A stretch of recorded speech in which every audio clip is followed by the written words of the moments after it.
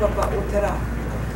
Koutou mā ngā kaiporo tehi, ngā rangatira o te ao whawhai, ngā rangatira hoki o te ao tangata whenua, tēnā koutou i manaki nei tā tātou nei tū i te rā nei ke whakamahana te kaupapa me pēhea te huarahi tōtika mō te moana nui a kiwa. Ana ka huri a tau kia koutou ngā pakeke i tae mai kanohi, a te kūnohu koutou mā i tae mai ki te tautoko te kaupapa o te rānei a tēnā koutou. Ana ko tāwhinai ni whakamutunga kia koutou ngā te piki ao, mai tūhoi, te arawa waka mā tātua waka i tae mai hoki ki te manaki tā tātou nei kāre. Kāre nui aku mihi, engari ko te kaupapa o te rā he tino kaupapa.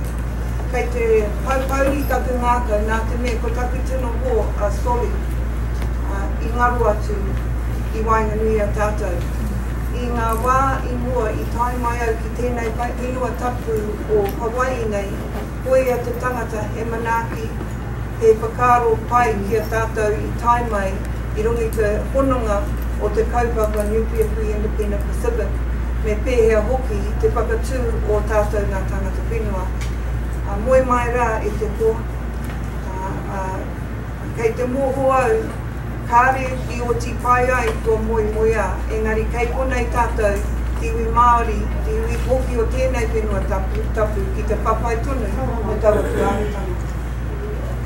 I'm really privileged today. I hadn't expected some of the faces that I see amongst us today, because in the journey of activism that I've been a part of, that journey has not been just sprinkled with the greatness of people whose wisdom has provided inspiration and hope, but has actually been sprinkled with the strategies from which we can gain an understanding of how we can preserve, reclaim, revitalise things that some governments, mainly colonisers, would have us believe have already been taken from us.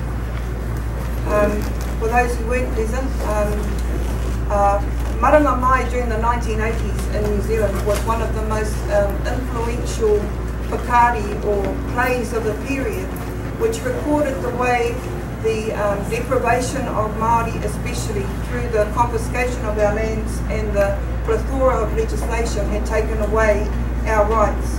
And I was very privileged today to have some of the original members of Maranga Mai open us today with some of their waiata, reminding us that our land and our waters aren't just to be preserved, but must be fought for.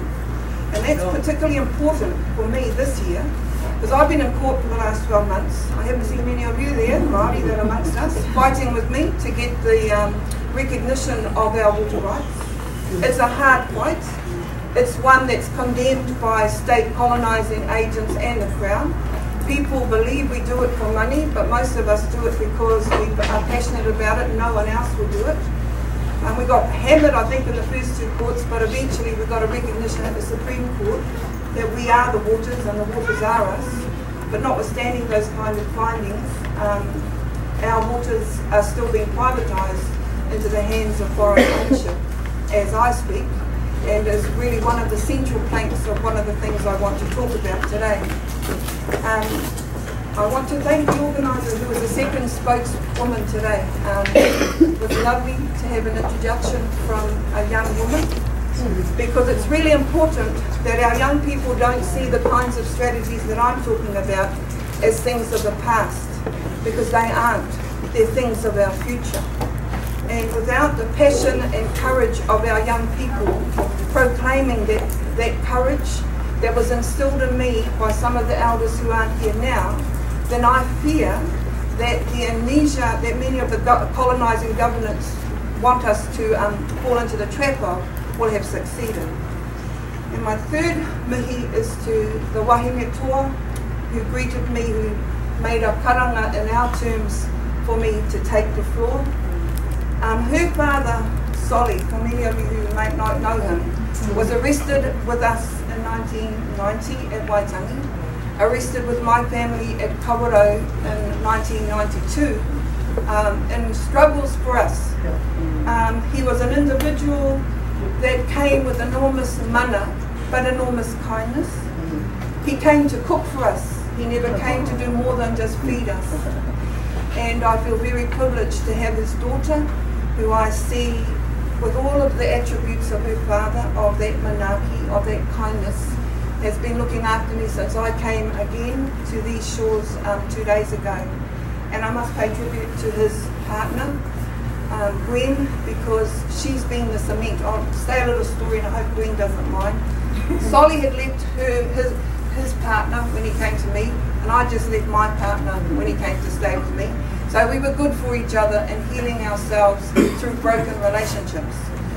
He would broker me off to any Hawaiian man that would have me in that 1990 period, and I tried to broker him off unsuccessfully to any Māori woman that might have him. But our friendship was sustained over those decades. And it was with great sadness when I was here last time that he fell ill and he's no longer with us. So on that note, I'd like to just pay tribute to the past, the present and our future in the way of some of the things I want to share about today. Now, I'm surprised I'm talking to this. I thought I was talking about incarceration rates of women in jails and the new Jim Crow. So they changed my topic, so I've been writing this morning, so forgive me if I'm going to refer to a paper, because I just got to switch back again. But I'm really fearful for us in the Pacific. And the colonisation that people talk about hasn't gone in an aeroplane back to America, or back to the United Kingdom, or back to France. The colonisation that is amongst us is very much alive. It is very much working. It is very much present. It is very much part of the tools in the wānanga that many of us are part of, because it's the threat of withdrawal of those resources through the privatisation of education services that I think I want to challenge us about in this discussion. But can I just start my presentation with a particular recognition of one of our esteemed elders, the late Bishop Manuhuia Bennett, who actually told me that Hawaii was the place to come when I was a young, raging activist of about 17. If I wanted to learn anything, I had to get here, because the sovereignty activists were all living in Hawaii, and most of our lot had gone to sleep. So this is in the early 70s. I was working, just so you know, I was working in a two tangata unit with Howard Morrison at the time, and Bishop Manu would come in for a cup of tea. And he would often, in our tribal gatherings, he was a very provocative elder, but he would always posit things to individuals and to different forums like this. One of them he would say is, what did we Māori call New Zealand before the arrival of Pākehā? So what would we call New Zealand before the arrival of Pākehā? And of course everyone would yell out, Aotearoa, land of the long white crowd, you know, all of those kind of answers. His pause would be deliberate, and then he would simply say, you're all wrong, we used to call it ours. And in an environment of constitutional uncertainty, which arises out of the manipulations in history, the one thing that is beyond doubt, that is beyond any point of conflict or debate, is that in our country's past, Aotearoa, and here in Hawaii, Māori belong to everything and everything belonged to us. This simple assertion goes to the heart of the dilemma that affects the New Zealand government's approach to significant resource claims by Māori in the past decade. It also is part of the dilemma that is really going on at home at the moment, in silence in a lot of communities. The decade of action about the foreshore and seabed, the confiscation of the foreshore and seabed, the operation of exploratory licenses over the foreshore and seabed, and now the privatisation of resources in the foreshore and seabed, is just what colonisation has always been. It's about expropriation of our lands, our resources, for foreign interests. That's what's going on at our home and in the Pacific. I want to also talk to those of us who believe that we kind of made it in the fora of kohanga reo and wānanga, and that we're doing really well when we're considering things like the privatisation of our kura kaupapa, with a cautionary note. because the deliberate under-resourcing of kohanga reo, so that most workers in kohanga reo receive less or just on the minimum wage rate, is an exploitation of our knowledge keepers, is a lack of respect of what we all talk about here. It's a denial of the treasures that are repositories of reo as the masters and mistresses of our future and our language, in these cycles of poverty constructed by the resourcing regimes in kohanga reo.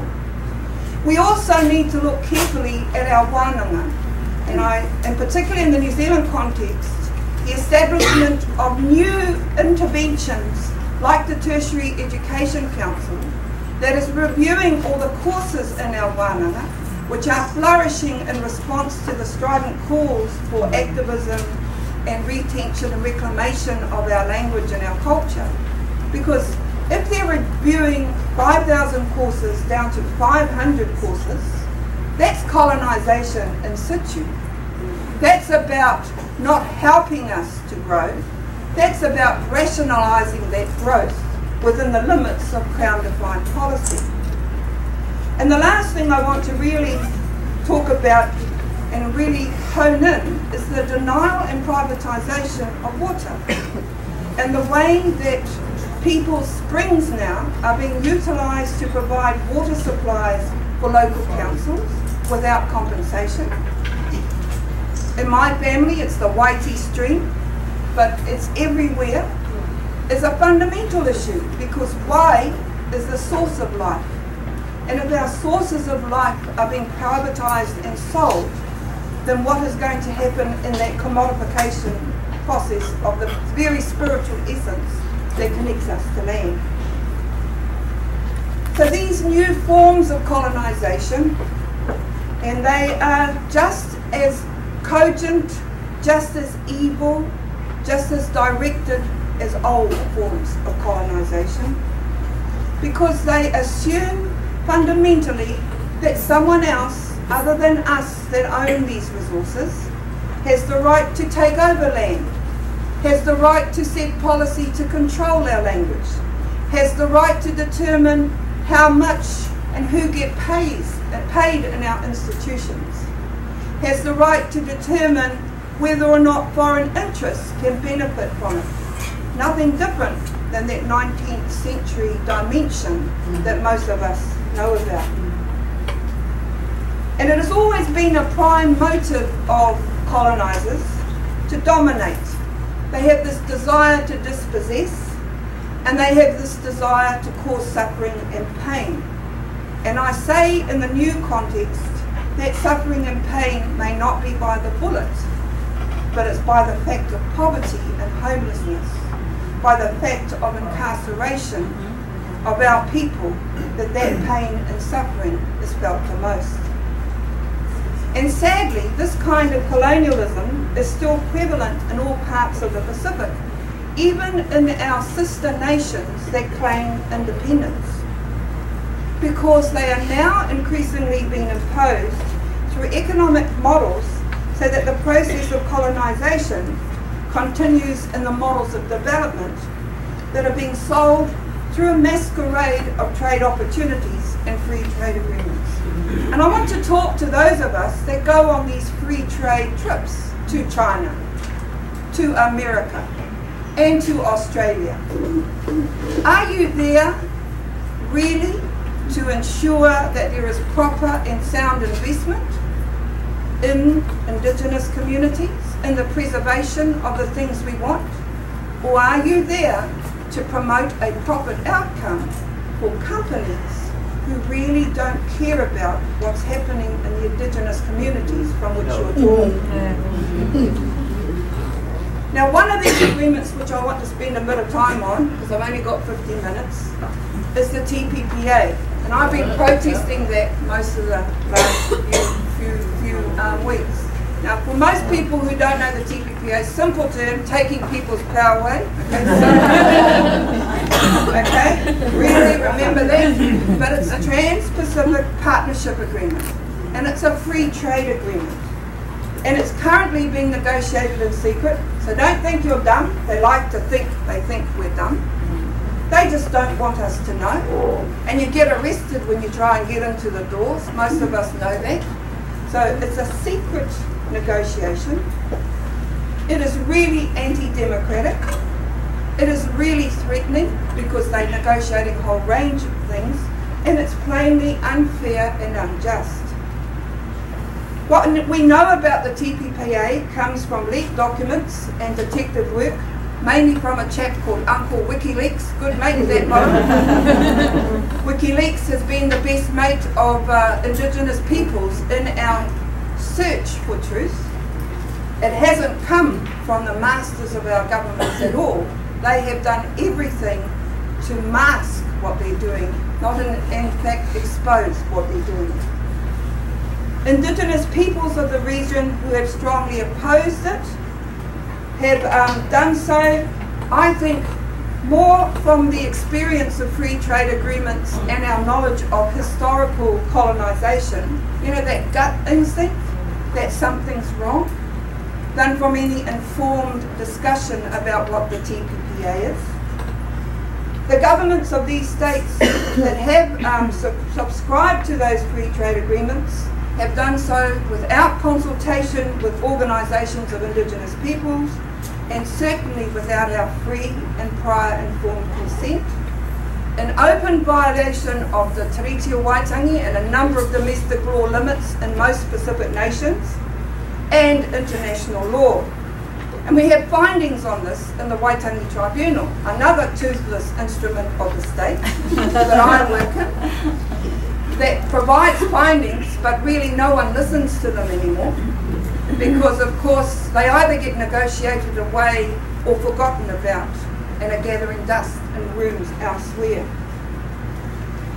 And although it's common to most Indigenous peoples worldwide, I think it's relevant in the Pacific Rim context to say that I'm really disappointed with some of the Māori organisations who have actually had access to the knowledge of what's going on in the TPPA and have actually understood the New Zealand government and what they're doing. One of those organisations from my hometown is called the Te Aroa Whauma, okay?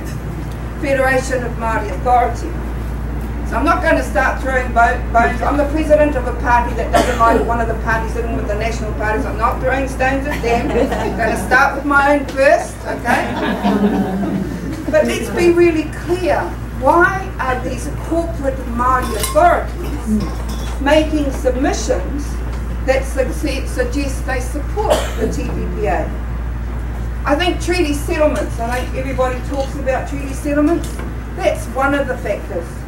Because they think as a consequence of the decision to assume obligations of historical grievance, the states actually, you know, we've reconciled our problems and everything's kei and let's move all forward as one. I think that's a genuine belief by that.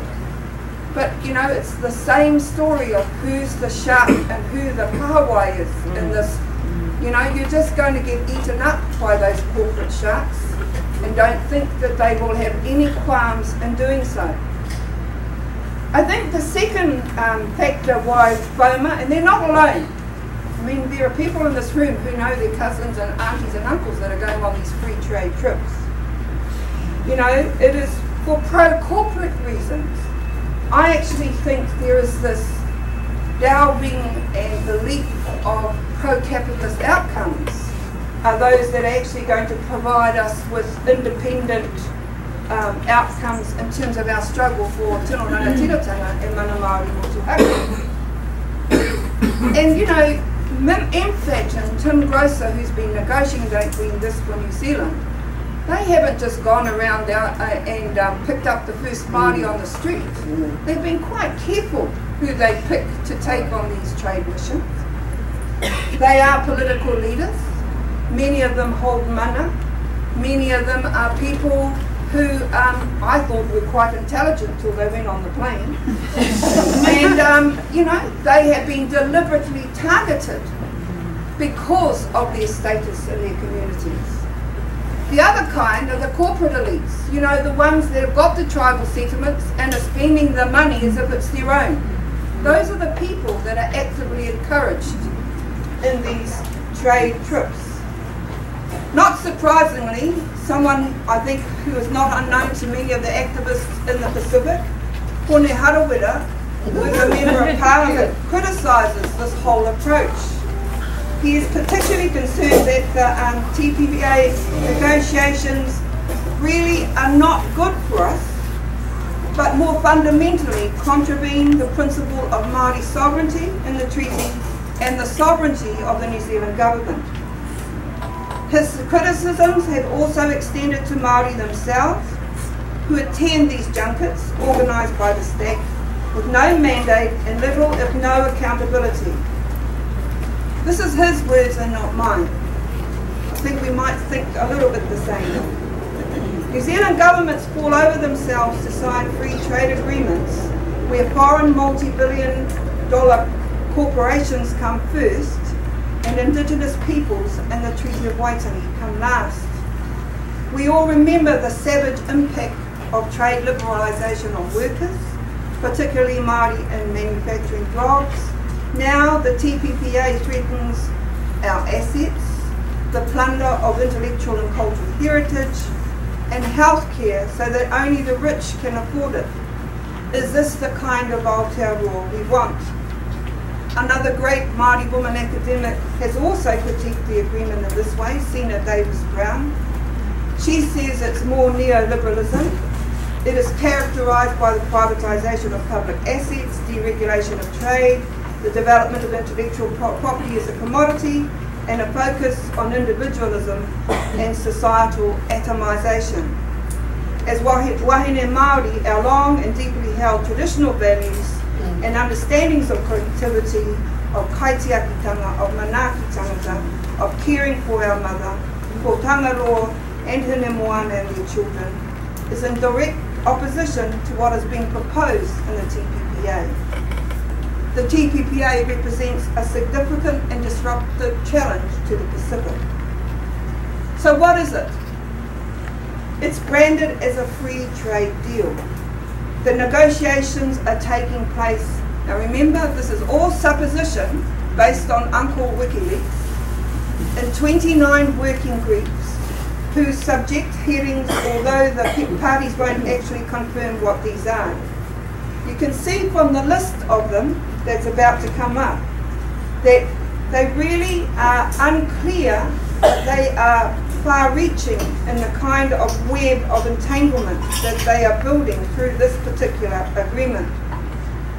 What is clear is that the cumulative effect will require rules that work in the interests of big business and give foreign corporations more leverage over a government's decision than local businesses or ordinary citizens. And it's happening right now. It's happened in the past, but it's happening right now. I was appalled when I left Rotorua during our Kapahaka regionals to learn that while our best of the best were in the Kapahaka forum, our trust board was being courted by Simon Bridges, and that an exploratory gold mining license was granted on the very day of our Kapahaka to an Australian transnational corporation. I'm just giving you that kind of example. And, you know, I don't really want to go into it, but you can see a lot of us here in our education, we're doing all these kinds of things. And one of the most debilitating things is because it's in secret, the law says that we actually don't have to know about it until 4 years after they've signed it in precise terms. We're all in the dark about what these working groups are doing to most of the things many of us are working for. Because in this conference and all the forums I've attended, intellectual and cultural property, resources, land rights and development have been such a central part of all of the education objectives of everybody. So who is involved in the TPPA? The 12 nations currently are US, Japan, Australia, Peru, Malaysia, Vietnam, New Zealand, Chile, Singapore, Canada, Mexico and Brunei. It's secretive. It threatens to extend restrictive intellectual property laws and rewrite international rules that we're already opposing at the United Nations. I see it as a potent threat to national sovereignty over decision making by all of those nations. The entire process has shut out multi-stakeholder participation, and there has been no effective in-house participation by Indigenous peoples in these secret meetings. Our government tries to dismiss the critics of TPPA as anti-trade and opposed to all foreign investment. You know, we're the haters and wreckers, we're the rebels of last century, we're the ones that deserve to be put into asylums now, even if they are political asylums away from our country. But none of their criticism is true. They are disrespectful of what they are imposing. They are really trying to, in our country, you've got to look at the TPPA with the laws that are going on around search and surveillance, around commitment to central spy agencies, having complete access to your private lives.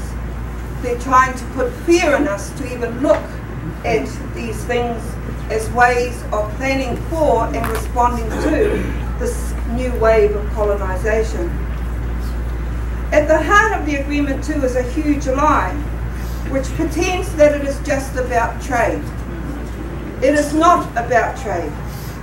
It's about allowing foreign corporations to override the decisions of governments and to have no right to even consider our decision making as Indigenous people. They ignore the dimensions of the right of sovereignty of the First Nations peoples themselves. And while people demand specific clauses in it, as we've seen in some free trade agreements, those are now being diluted also. So my thesis is, when I started, colonisation existed to impose a new authority, a coloniser's government. But in the modern context, colonisation exists not to impose a new government, but to enable foreign companies to exploit our resources. To challenge the wrongful exercise of that authority without questioning the authority itself, in my view, is to operate within the culture of colonisation. The contemporary myths of that culture, in fact, create a belief that with the settlement of a few land grievances or the funding of a few Indigenous institutions and programs, colonisation is in fact being remedied. The new mythology seeks to engender a belief that because the coloniser possesses a cultural sensitivity and a good faith desire to remedy what has been done, then that will address the painful hurt of dispossession. I say that's a lot of bullshit. What is really happening is that the underlying power relationships have prioritised those that seek profit from those they should be accountable to, and that is us, those that have the intimate connections to the resources. If we don't do something about it, then the culture of colonisation has succeeded in doing what it has always done. It has imprisoned the Indigenous sovereignty and dreams that I have, that we all have, within parameters which the coloniser finds acceptable, and which we are being denied even access to know about. It has in fact promoted untruth as truth and sold it within the guise of needing to be realistic, because after all, that's what you have to do, get participating in these transnational economies, because that's the real thing to do. But the reality in which remedy is preferred is not the reality of the Indigenous people's yearning to reclaim the rights and authority they once exercised as sovereign beings. It is the one created by dispossession. It is the reality of the culture of colonisation, a culture that we must deny and stomp out. So what do we do? It is really this that I hope that the workshop should discuss. It's not for me to tell us what to do. Far from providing investment and support, the TPPA is a mask for exploitation and profiteering, and we need to name it as such. It is more about taking people's power away than restoring real support for the peoples and communities of the region. Even the small gains we've made in the last 50 years, many of us. It's billed as an agreement for the 21st century, but really it is an agreement born from the problems of the 19th century. It will do nothing to address the challenges of financial instability, climate change, energy scarcity, job insecurity, structural poverty and inequality. Instead, it will lock future governments into a failed regime where markets rule over the next 100 years. In summary, it's about making and politically motivated trade-offs that are anti-democratic. There is no balance of social, economic, treaty, environmental, cultural interests. Rights are invested in foreign interests, and the result is bad law that is almost impossible to undo. In the next few slides, which I'm not going to talk to, I set up a pathway forward. This is what I'm trying to get us to agenda here. As Indigenous peoples of the Pacific, because this particular agreement is focused around us, we need to critically analyse and strategise for direct action and education. And we need to do it in these forums because the expense of us meeting together cannot be substituted by web links or by Skype calls. It just can't be. Kanohi ki te kanohi engagement is still the best if we really want to make change. One of the things I wanted to implore about us too, which is written in here, is that my introduction to the politics of Indigenous rights in the Pacific was the nuclear-free independent Pacific movement. Yeah. We need to revive those kinds of movements. We need to be working collectively, nations in the Pacific, to preserve those kaupapa that will preserve the Pacific.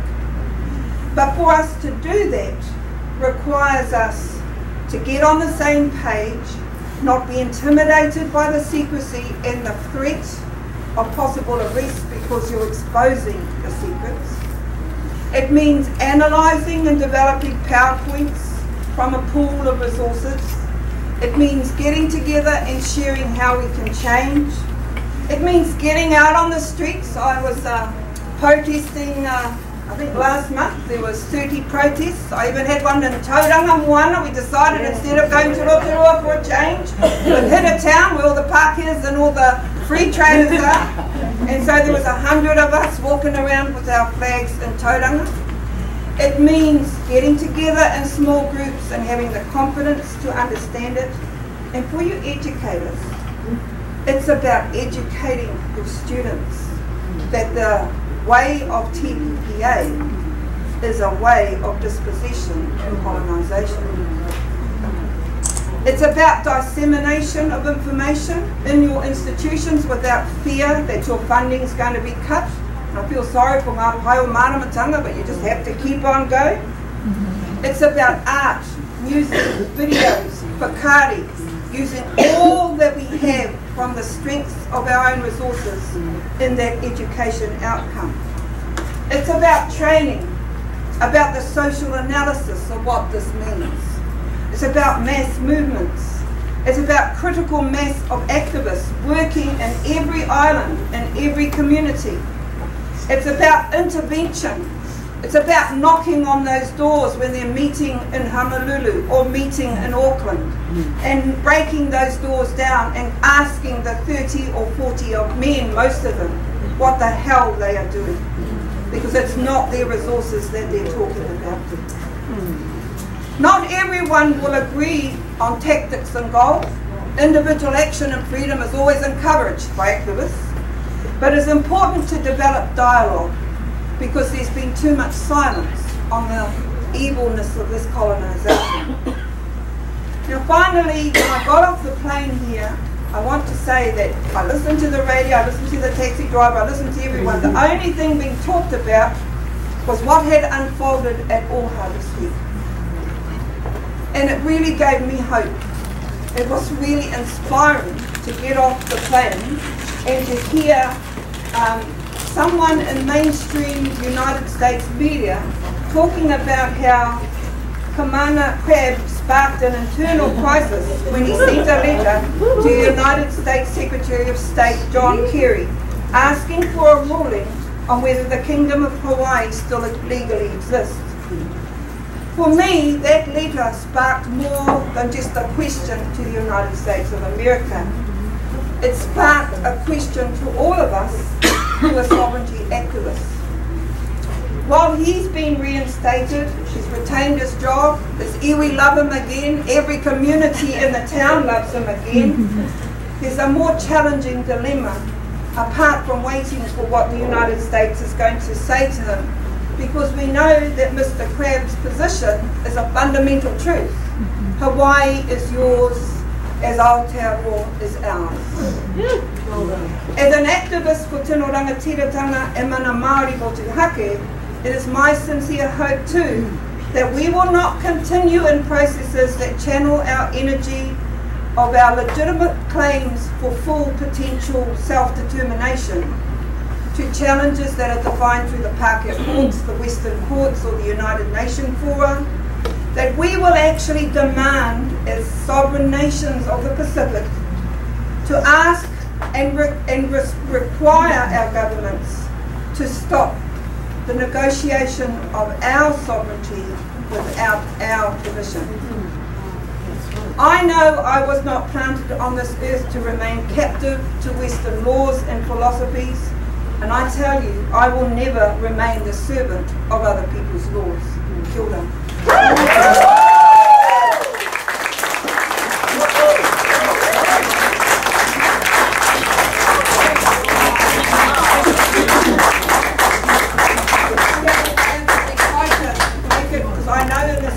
There are amazing individuals, and we want to hear from you in the spirit of finding ways that we can inject dialogue and strategy across the Pacific to stop this new wave of colonisation.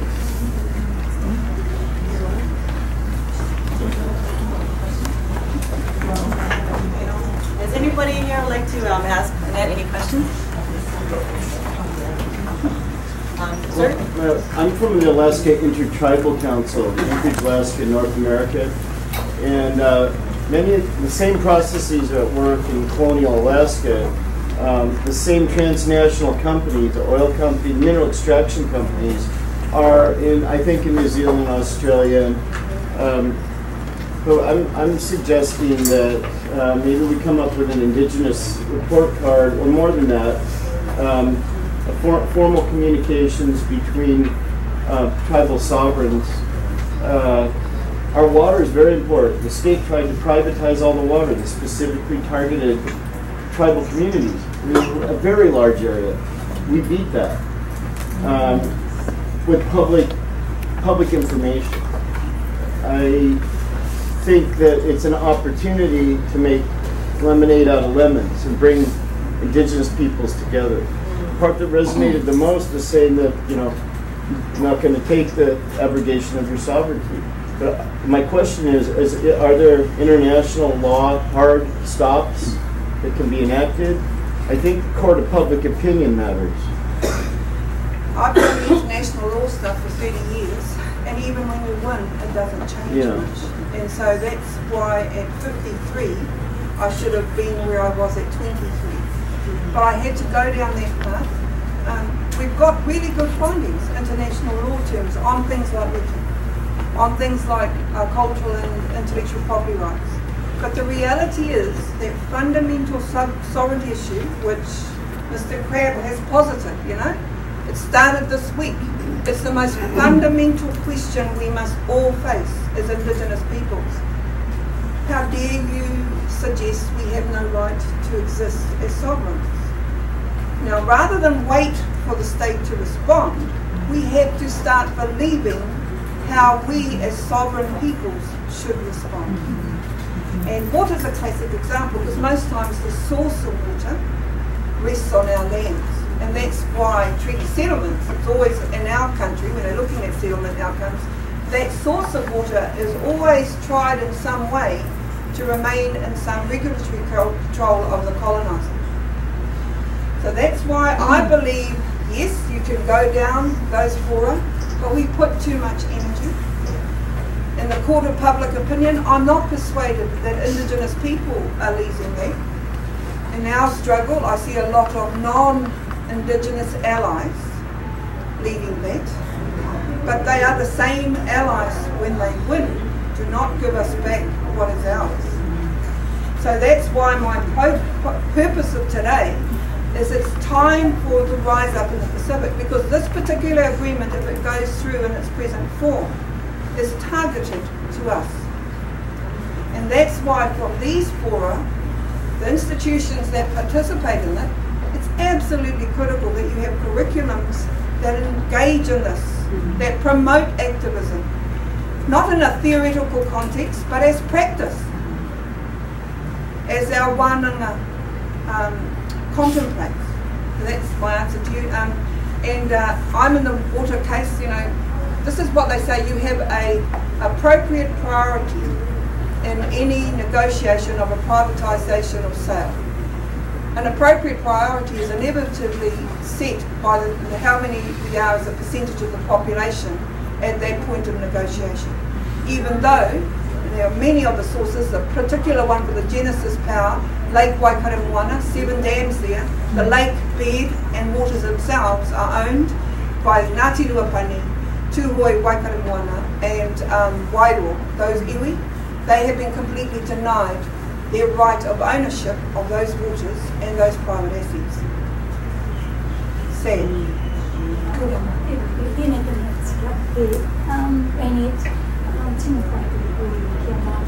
I don't have a question, but as an educator, you know, wānanga and Indigenous University in Aotearoa, I'm always looking for critical points where I can engage our students. So thank you for that, and it's going to be something I will take back to engage students. So thank you. Can I just talk to students? You know, I was really militant when I was a student.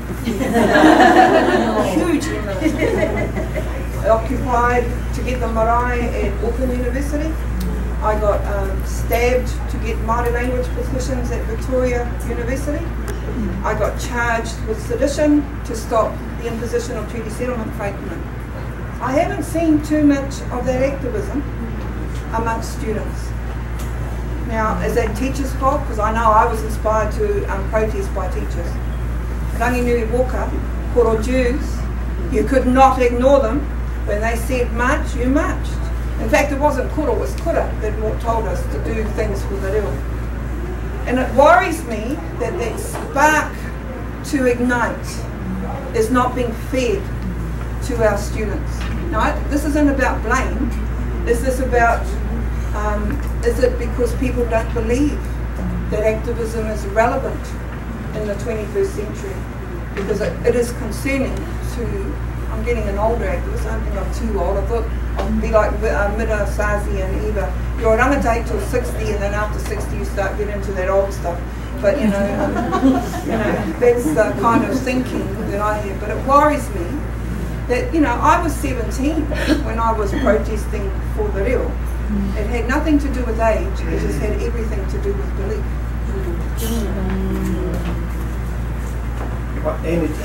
Can you comment on the anti-terrorism law that's followed globally, maybe in the next? Well, it's actually really terrible in New Zealand. I was the lawyer for the Tūhoi raids. I got, was originally 22 arrested, and I got 17 of those arrested were found not guilty, and I'm still waiting for apologies and some compensation. Now, that whole process of invasion of communities under the existing search and surveillance legislation in New Zealand has been very much affected by wider international relationships, affected mainly through the US Five Eyes spy network.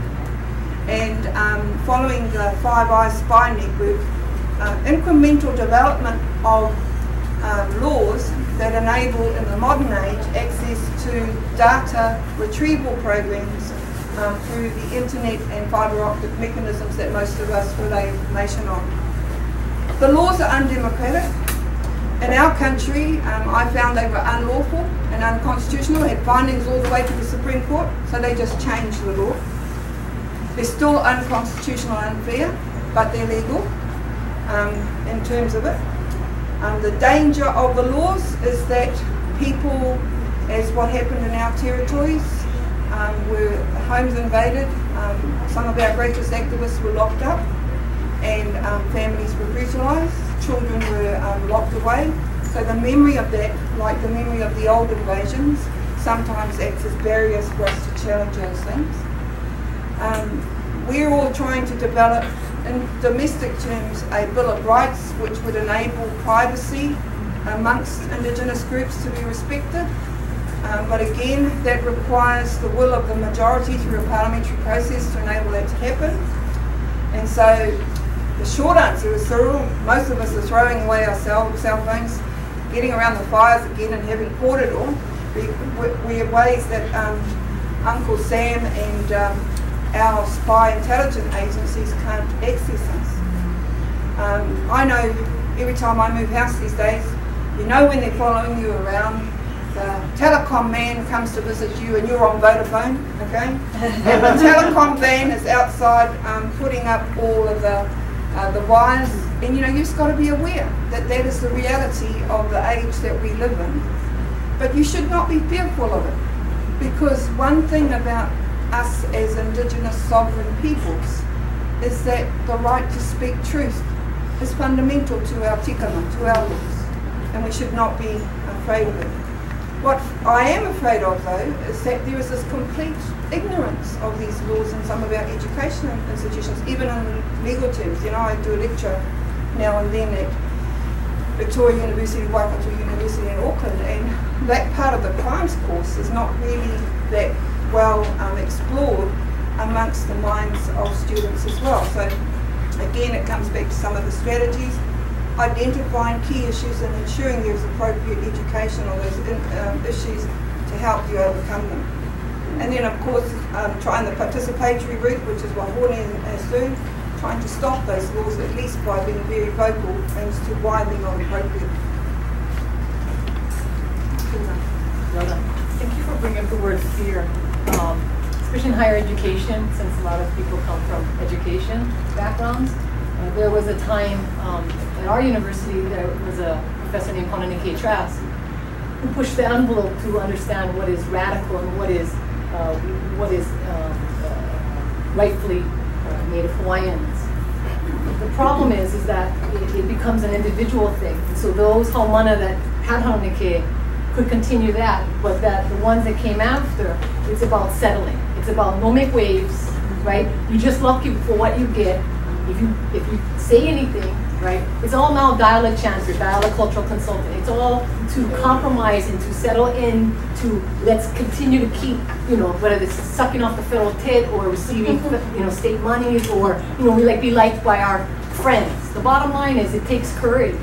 You know, you got to get past your own individual fear to understand what is real and what is true. And so when we lose those kinds of leaders, it behooves the rest of us. And so the mantra becomes so few for so many. So how do we get, you know what I mean? Because, for instance, there was a Board of Regent meeting recently about Mauna Kea and the development of more telescopes up there. So in the beginning, all this chanting, Kuma, Kuwa, and all this, okay? Then when it came to decision-making time, nobody was around, right? None of that, how do you sustain, how do you understand strategy? How do you dare through thick and thin when at the end it might be arrest, it might be not liked, it might not be this, but it is what's real, it's what's true. And it's to begin to understand your own feel. You know what I'm trying to say, and the courage. You did it at 17, but a lot of these students that are in education, you know what I mean? These, not only they don't know, but they're scared. And whatever they might do, it's only kind of the facade.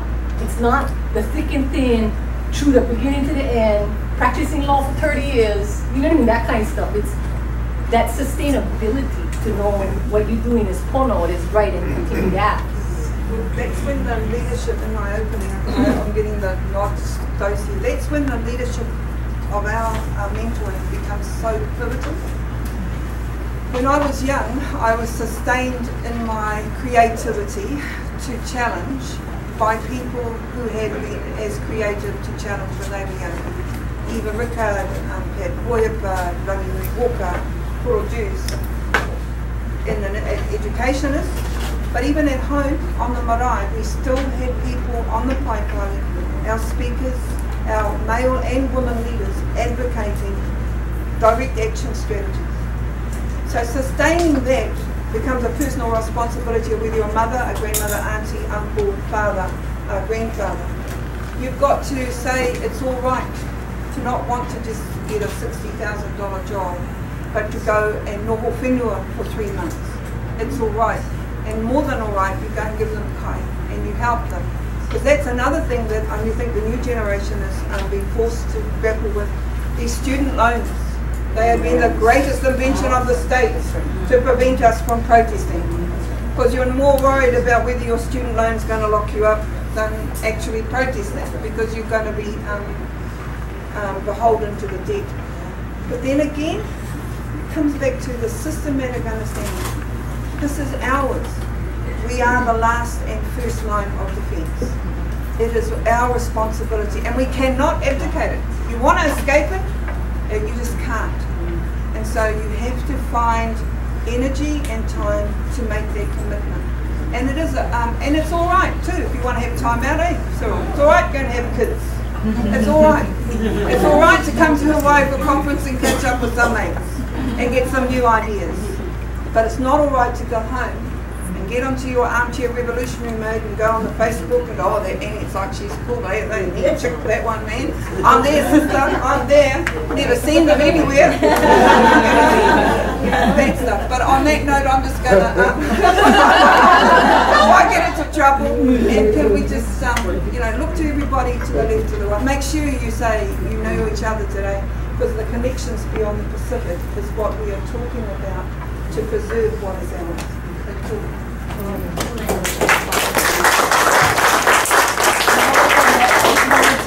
Because we do have to go from this room, I just wanted to end up on one thing connecting APEC and the TPPA to Hawaii right now.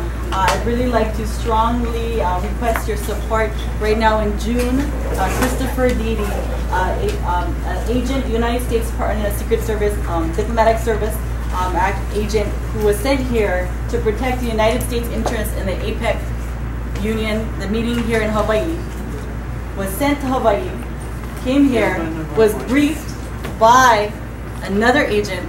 The use of the word haole was an act of aggression. That's equivalent to Pacquiao. And when he came across a young man in a McDonald's after drinking all night, totally intoxicated, he went and he took his gun and shot him in his heart and killed him. So, if you could please support his ohana, have this man be fired at the very least. He's still employed. We have a petition right now that is supported by the Elder to Ohana. If you'd go down to change.org and sign that, Justice for Cullen Elders. This is an example of where it's on paper and it's on the streets with guns. They are attacking our young people and they are murdering our young people. So please, ki olu olu support. Mahalo nui, and mahalo nui especially.